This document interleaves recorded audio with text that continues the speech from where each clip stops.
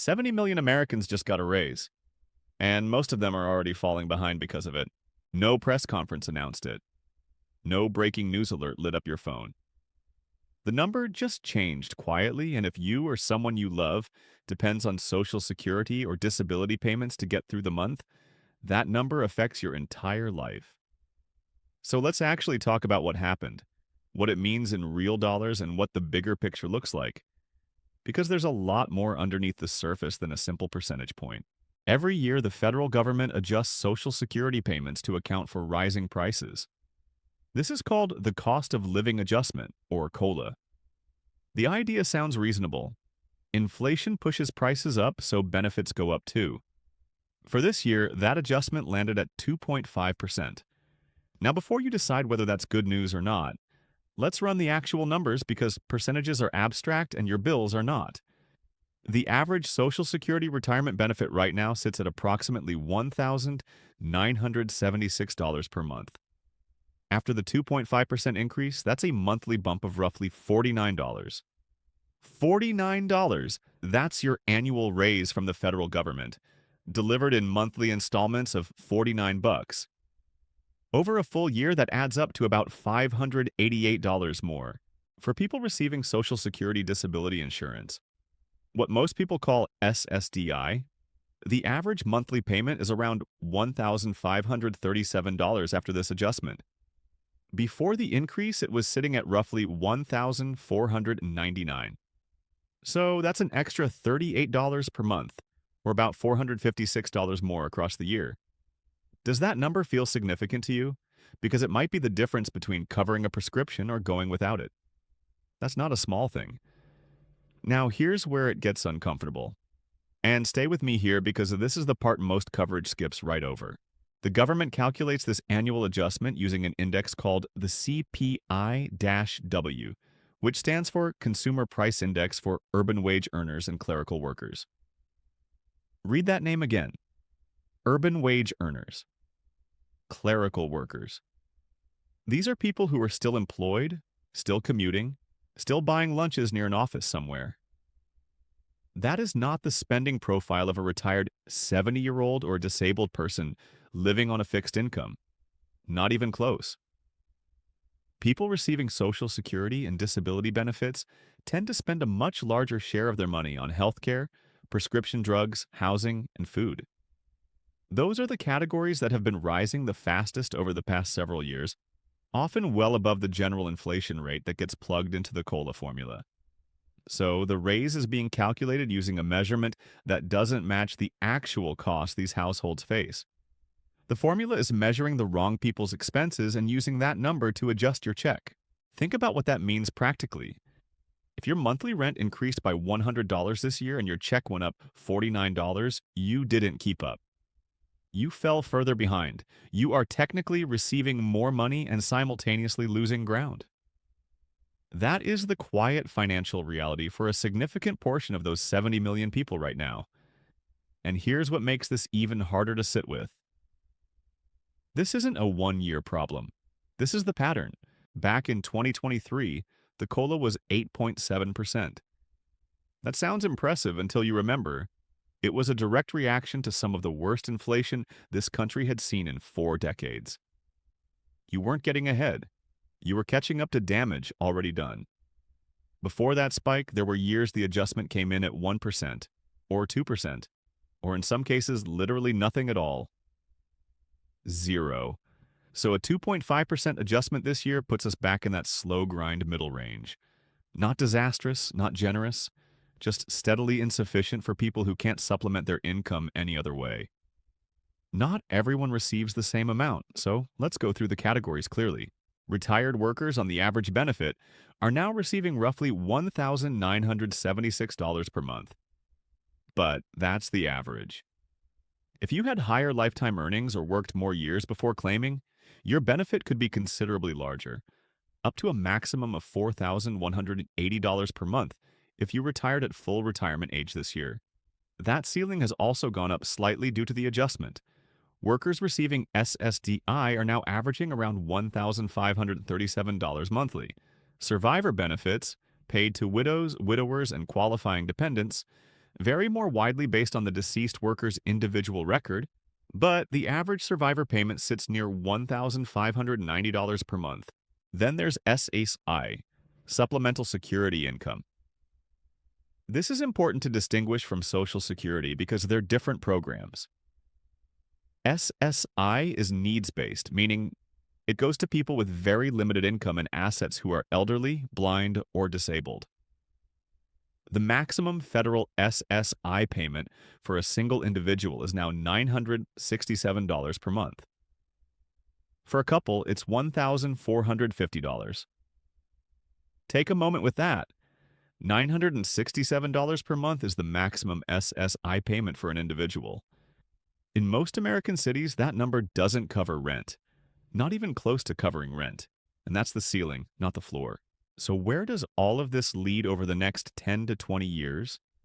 Because that question matters. Probably more than the 2.5% adjustment itself. The Social Security Trust Fund is the reserve that helps make sure benefits get paid out in full and on time. According to the most recent official trustee reports, that fund is under serious long-term pressure. Current projections suggest that without meaningful legislative changes, the fund could face significant shortfalls sometime in the mid-2030s, roughly a decade from now. If that scenario plays out without intervention, benefits wouldn't disappear entirely, but they could be reduced by somewhere between 17 and 23% under the numbers currently on the table. That's not speculation or political commentary. That's directly from the government's own official reports. A 20% cut in benefits for someone already living on under $2,000 a month isn't an inconvenience. It's a crisis. Now, Congress has acted to stabilize Social Security before. The most significant overhaul happened back in 1983, and it bought the program several more decades of solvency. Most analysts believe lawmakers will intervene again before the fund runs dry.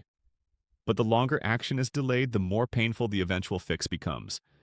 And the people caught between inaction and crisis are the ones already cashing these checks every month. There are real arguments happening right now about what the solution looks like. Some people believe the full retirement age should be raised since Americans are living longer on average than they were when the program was originally designed. Others argue that high earners should contribute more into the system. Currently, there's a cap on the income subject to Social Security payroll taxes, meaning someone earning $500,000 a year pays the same dollar amount into the system as someone earning around $168,000. Some believe benefits themselves need structural redesign. These are legitimate debates. Reasonable people disagree on all of them. But one thing is difficult to dispute. The people who have the most at stake in those decisions are frequently the least represented when those decisions get made. Before wrapping up, let's address 3 misunderstandings that keep circulating. Because bad information causes real harm when people are making financial decisions based on it. The first misconception is that Social Security is just government assistance. It isn't. The overwhelming majority of people receiving retirement and disability benefits paid into the system through payroll taxes for their entire working lives. It is a deferred benefit that was earned over decades of labor. Calling it a handout misrepresents the entire structure of the program. The second misconception is that disability benefits are easy to obtain. The reality is almost the exact opposite. Initial application approval rates for SSDI have historically hovered around 20 to 30%. Many legitimate applicants are denied on the first attempt and must go through a lengthy appeals process, sometimes waiting 2, 3, or even more years before receiving a single payment. People aren't abusing this system at the rates often implied. Getting approved is genuinely difficult. The third misconception is that the annual COLA keeps benefits aligned with real-world inflation. As we've covered, for the specific categories of spending that Social Security recipients actually face, particularly healthcare and housing, cost increases have routinely outpaced the adjustment formula for years. The COLA tells part of the story, but it's not the full picture. So what does the near future look like? Inflation has cooled compared to the peak years, which is why this year's adjustment came in at a relatively modest 2.5%. If inflation accelerates again, and several economists have raised legitimate concerns about that possibility, The 2026 COLA could climb higher. That sounds like good news, but here's the catch. A higher adjustment only comes after prices have already risen. You're always responding to damage, never getting ahead of it. If inflation remains low and stable, adjustments may stay in the range of 1.5% to 2% over the next few years. Small increments while housing costs and medical expenses continue rising at their own pace. The gap between what these benefits cover and what life actually costs isn't closing. For a lot of households, it's growing. And this is where I want to say something directly. This isn't just a problem for the people currently receiving benefits. Statistically, most working Americans will rely on Social Security at some point in their lives, either their own retirement benefits or disability coverage if something unexpected happens, or survivor benefits if a spouse or parent dies. This program is not someone else's concern. The long-term math affects all of us. The decisions made or avoided in the next 10 years will shape what's available when it's your turn. So let's bring it back to the core numbers one more time. Social Security retirement benefits are averaging roughly $1,976 per month, up from about $1,927.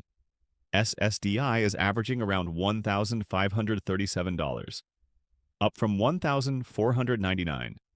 Maximum SSI for an individual is $967 per month. The COLA this year was 2.5%. That is real money added to real checks. But for a large portion of recipients, it does not fully offset what they've lost to rising costs over the same period.